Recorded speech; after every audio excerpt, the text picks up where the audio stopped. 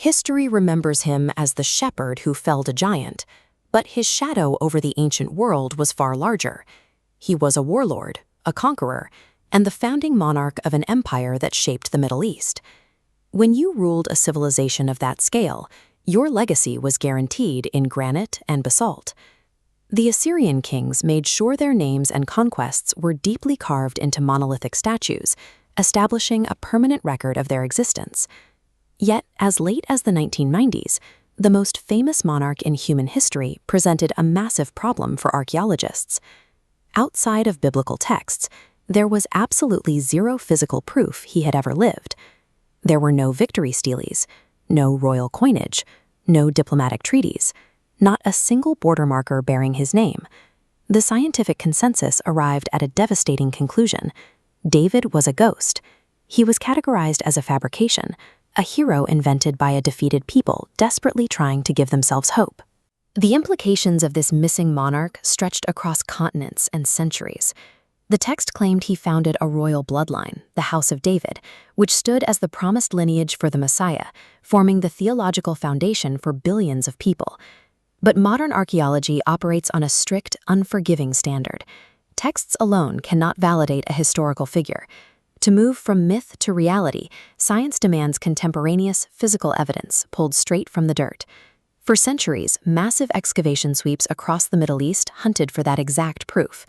Decade after decade, trench after trench, the search yielded nothing. As long as that trail remained entirely cold, the origin story of Jerusalem and the warlord who supposedly built it remained locked in the realm of folklore. In July 1993, the hunt was still ongoing in the blinding, baking heat of northern Israel.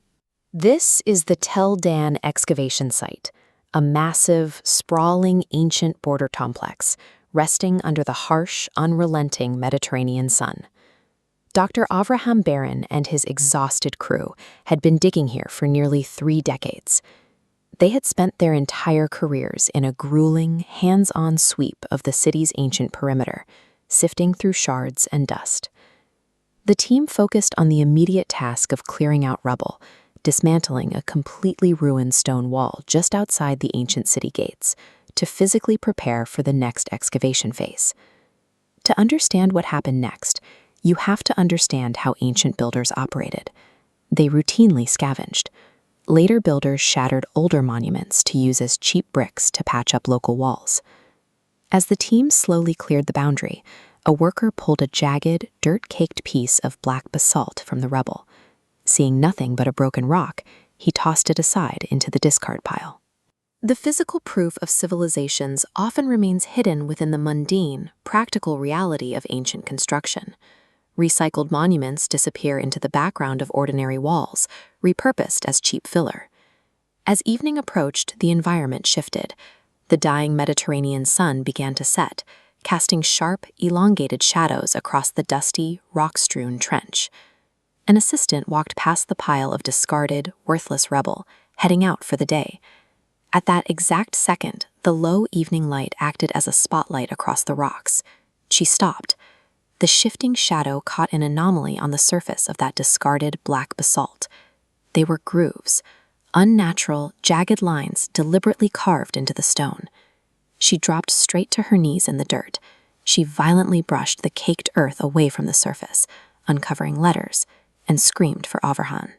This massive breakthrough in biblical archaeology resulted from a sheer accident of evening light catching an intruder in the rubble. The team rushed the stone back to a sterile, white-tiled laboratory in Jerusalem. Under the blinding glare of halogen lights, the atmosphere in the room turned suffocatingly tense. An epigrapher peered through a massive magnifying glass, meticulously tracing the ancient, jagged Aramaic letters etched into the rock's face.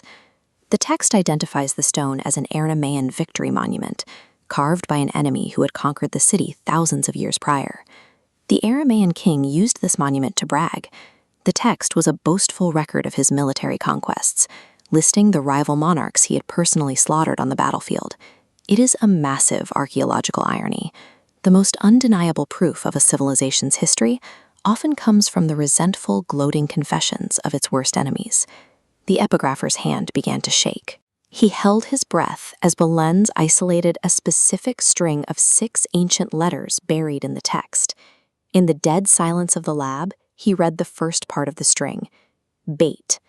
Then he translated the final sequence, David. It read Beit David, the house of David.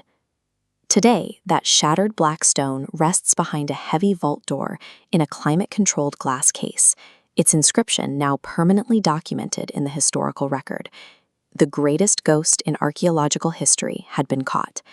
Buried in a border wall by an enemy, the stone proved King David was flesh, blood, and iron.